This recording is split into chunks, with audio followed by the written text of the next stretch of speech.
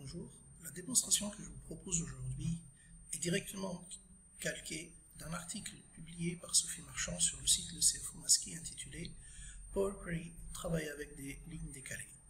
Donc un grand merci à Sophie pour avoir partagé ceci.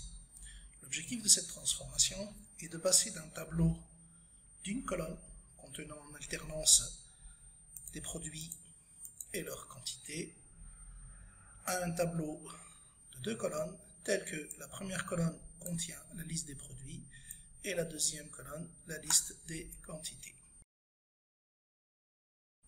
Afin de réaliser cette transformation, nous allons passer par les étapes suivantes. Étape 1, importation des données dans Power Query. Étape 2, création de 3 colonnes. Une première colonne d'index intitulée index qui affichera un numéro séquentiel pour chaque ligne et qui débutera à partir de 1. Puis une colonne d'information intitulée et pair qui affichera true ou false, c'est-à-dire vrai ou faux, selon que la valeur dans la colonne index est pair ou impair. Et enfin, une seconde colonne d'index intitulée index 1 qui affichera un numéro séquentiel pour chaque ligne et qui débutera par 0.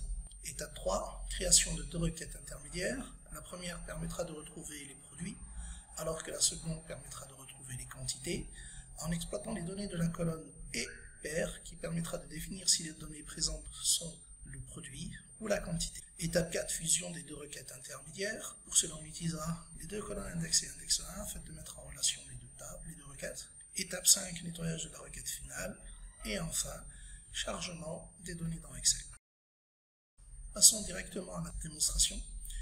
On commence par sélectionner les données sources. Celles-ci se trouvent dans un tableau de données nommé départ. Il suffit donc de le sélectionner, tout simplement. Puis, on va importer les données dans Power Query. Pour cela, on va aller sur l'onglet données. Dans le groupe récupérer et transformer les données, nous allons cliquer sur à partir d'une plage. L'éditeur Power Query s'affiche, qu'on appelle aussi l'éditeur de requêtes. Une première requête a été créée. Celle-ci s'appelle départ et en fait, elle a récupéré le nom du tableau de données. Donc, on va créer nos 3 colonnes. Pour créer la première colonne d'index, on va cliquer sur l'onglet Ajouter. Dans la liste colonne d'index, on va choisir l'option à partir de 1. Pour créer la colonne d'information, toujours à partir de l'onglet Ajouter une colonne, on va cliquer sur la liste Information et on va choisir et pair. Et enfin, on va créer notre troisième colonne qui est aussi une colonne d'index, mais qui, elle, va commencer à partir de 0. Donc voici cette première requête. Nous allons utiliser cette première requête pour créer nos deux requêtes intermédiaires. Pour cela, on va venir dans le volet de requêtes, on va faire un clic droit sur la requête départ et on va cliquer sur la commande référence. Donc une seconde requête vient d'être insérée, celle-ci porte le nom départ 2 et on va venir la renommer tout simplement en produit avec S. Et on va penser à renommer la colonne données, donc on va l'appeler produit. Et pour retrouver la liste des produits, on va tout simplement filtrer cette requête en ne gardant que les valeurs false pour la colonne et pair. Donc vous voyez, on retrouve produit 1, produit 2, produit 3. On va proposer de la même façon pour créer la deuxième requête intermédiaire. Donc clic droit, référence. On va la renommer, donc on va l'appeler quantité. On va renommer cette colonne pour l'appeler quantité. Et maintenant, on va filtrer pour ne garder que les lignes pour lesquelles la valeur de et pair est true. Donc voilà, on a les quantités et les produits. Donc on va passer maintenant à la fusion de ces deux requêtes. Pour ça, je vais faire un clic droit sur le volet de requêtes. Je vais choisir nouvelle requête, combiner et fusionner les requêtes comme nouvelle.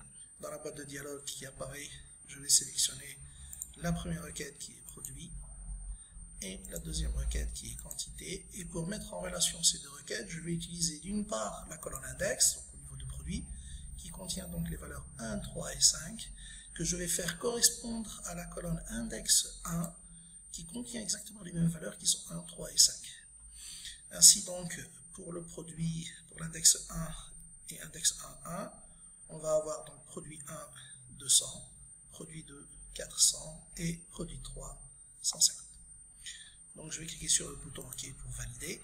Donc voici, voilà, notre nouvelle requête s'appelle merge1. Je vais commencer par la renommer en finale.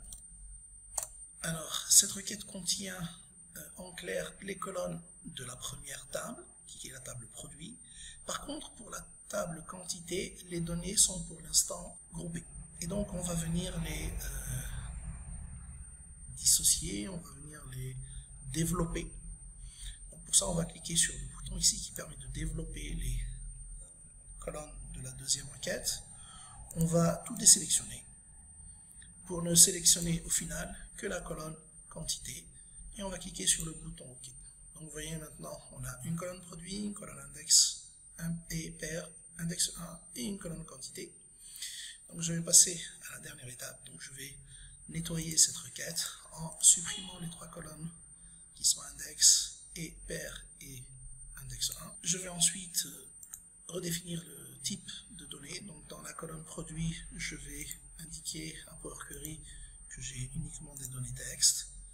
Et dans la colonne quantité, je vais définir le type de données à nombre entier. Donc voici, on est passé de la requête départ pour aboutir à la requête finale qui liste les produits avec leur quantité. Pour faire apparaître ces résultats dans Excel, je vais aller sur l'onglet Accueil. Je vais choisir la liste déroulante fermée et chargée pour choisir la commande fermée charge dans. Dans un premier temps, je vais ne créer qu'une connexion.